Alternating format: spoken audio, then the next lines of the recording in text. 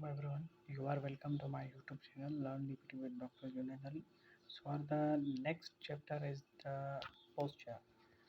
Posture को हम discuss करेंगे आज. What is posture? A posture is the position or attitude of the body, either with support during muscular inactivity or by the means of coordination action of the muscle.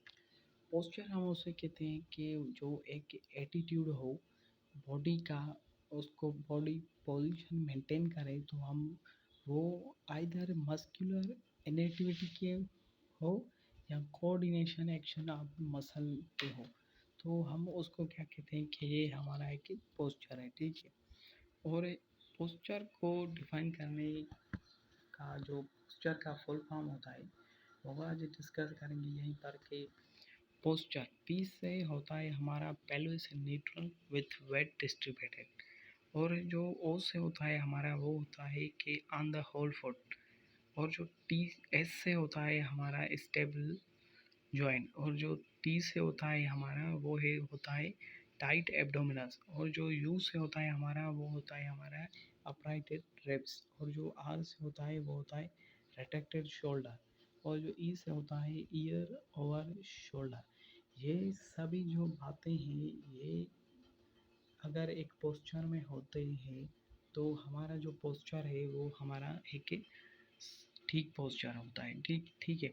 आप यहाँ पर देख सकते हैं कि इसमें क्या है, इसकी जो आगे ये जो एब्डोमेन है वो आगे की तरफ आ रहा है. ठीक है.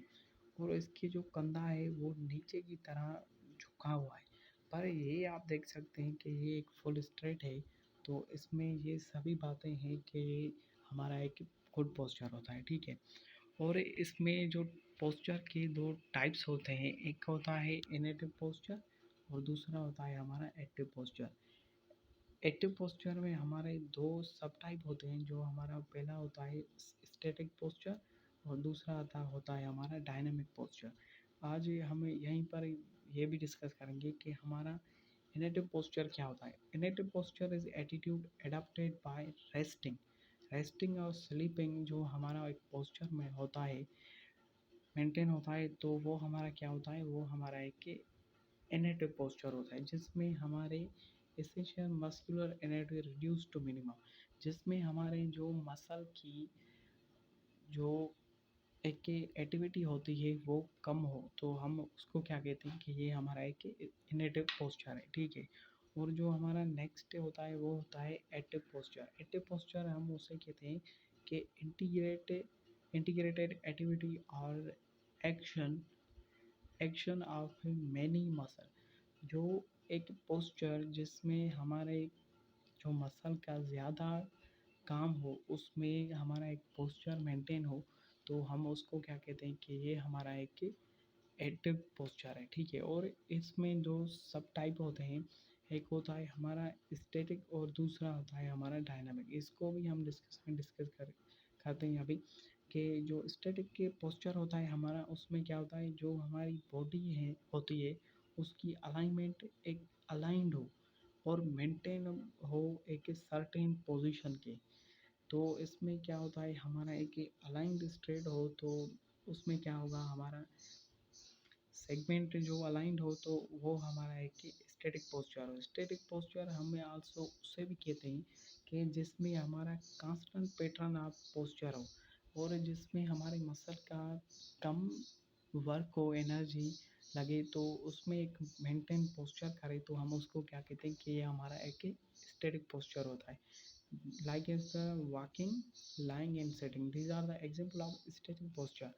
और जो डायनामिक पोस्चर होता है उस डायनामिक पोस्चर में जो हमारी बॉडी की सेगमेंट होती है ना वो कॉन्स्टेंटली मॉडिफाइड हो और adjust to meet the changing the circumstances which arises the as the result of movement. जो हमारी एक बॉडी की जो अलाइन हो वो एक स्ट्रेट ही हो, पर उसमें हमारी जो मसल का वर्क है वो ज़्यादा लगे, उससे हमारी जो एक मूवमेंट पैदा हो, तो हम उसको क्या कहते हैं कि यह एक हमारा डायनामिक पोस्चर होता है. और डायनामिक पोस्चर की एग्जांपल देख सकते हैं आप.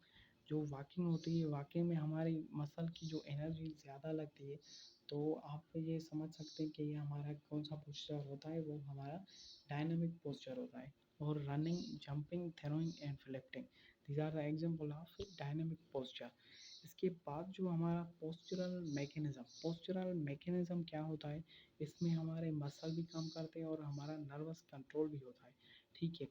और जो हमारा the muscle initiating the muscle contraction, जो हमारी मसल की कंट्रैक्शन जब होती है तो हमारे मसल काम करते हैं किसी, वो एक 4 फैक्टर होते हैं। जो पहला फैक्टर होता है वो होता है हमारा depolarization and calcium ion release. जो हमारा डिपोलराइजेशन होगी और कैल्शियम आयन रिलीज होंगी, एक्टिन एंड मायोसिन की जो क्रॉस ब्रिज होगी वो फॉर्म करेगी। जो हमने इंटर क्लास में देखी थी कि जो एक एक्टिन एंड मायोसिन की जो ब्रिज होती थी, वो एक बनी हुई होती कि वो एक फॉर्म होगी। और दूसरा क्या होगा कि sliding mechanism of actin and myosin filament, उसमें जो sliding mechanism actin and myosin का होगा वो हमारा होगा। और जो मसल कंट्रैक्शन, जो सैक्रोमियर शॉर्टनिंग होगी, जो इसमें ये भी हमने इंटर क्लास में देखी थी कि जो सैक्रोमियर शॉर्टनिंग थी, जब मसल कंट्रैक्ट करता है तो वो क्या होती है, वो शॉर्टनिंग में आती है, ठीक है।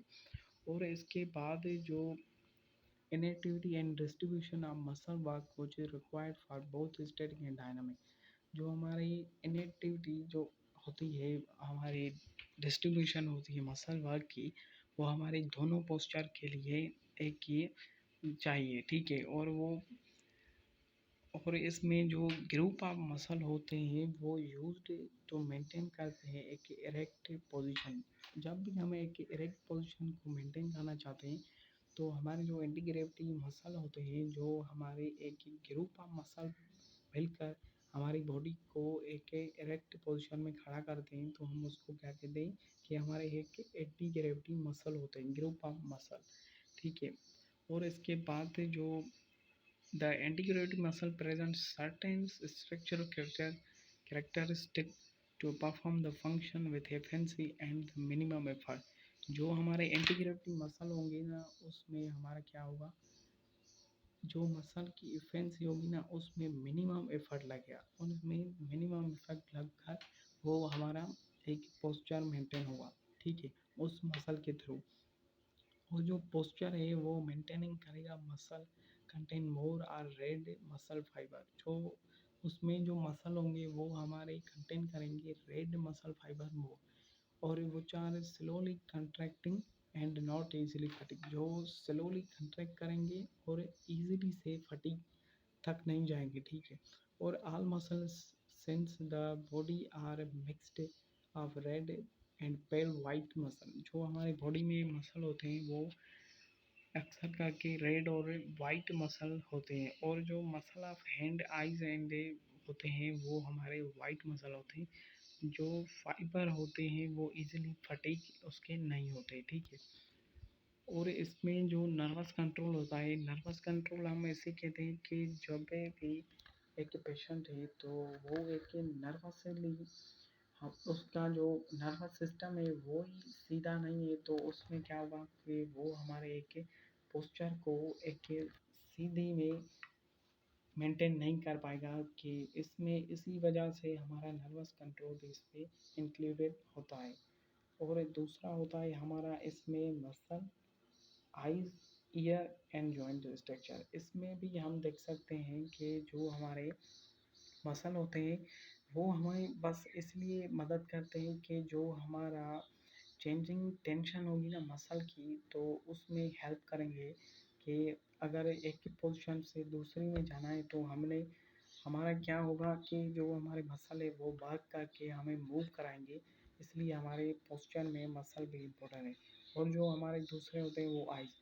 अगर मैंने आपकी तरफ कुछ फेंका तो आपने अगर देखा ही नहीं तो वो क्या होगा, वो आपको लग जाएगा। तो उससे भी क्या होता है को जो हमारा पोस्चर है वो मेंटेन ठीक नहीं होगा। तो इसलिए आपके विजुअल साइड के लिए हमारे आइज़ भी मैटर करते हैं। और दूसरे होते हैं ईयर। ईयर में क्या होता है, जो हमारे ईयर है और वो इसलिए होते हैं कि जो है कि अगर कोई खतरा आ रहा है आपकी तरफ, कि आप अगर देख नहीं सकते कि वो क्या होगा कि वो खतरा आपको अपनी झपड़ में ले जाएगा। ठीक है, तो आपको अगर ईयर होंगे तो आप उस साउंड को स्टिमुलेट करके उसी जगह से थोड़ा दूर चले जाएंगे। ठीक है, उसलिए हमारे ईयर भी इसमें काम करते हैं। ठीक है, और इसमें जो हमारा जॉइंट होते हैं वो जॉइंट हमारे एक weight bearing position of approximate of bones stimulate receptor in the joint structure. जो हमारी जॉइंट का स्ट्रक्चर स्टिमुलेट करते हैं रिसेप्टर को, वो जो हमारी बोन वेट बियरिंग करते हैं हमारे जॉइंट स्ट्रक्चर, इसलिए हमारे पोस्चर में ये भी एक अहम किरदार अदा करते हैं। ठीक है, और skin sensation also play a part. जो स्किन सेंसेशन होगी वो हमारे पोस्चर में आल्सो एक पार्ट रोल प्ले करती है, जिसमें हमारे soles of the feet when the body is standing position. जब हमारी बॉडी एक स्टैंडिंग पोजीशन में होगी तो हमारे जो पाँव है उसमें फील होगा कि कुछ दिख तो नहीं रहा, तो उसमें क्या होगा, स्किन सेंसेशन भी हमारी काम आएगी। impulses from the all receptor are conveyed and coordinated in the central nervous system। जो हमारे all नर्वस impulses होंगे वो रिसेप्टर कन्वेड होंगे हमारे सेंट्रल नर्वस सिस्टम में। आज का हमारा जो लेक्चर था वो आज था what is posture and posture types है, और इसमें हमने ये भी डिस्कस कर लिया कि जो पोस्चर के लिए क्या क्या ज़रूरी होते हैं चीज़ें। ठीक है, तो जो हमारा नेक्स्ट लेक्चर होगा वो होगा about the pattern of posture and re education of posture. सो खुदा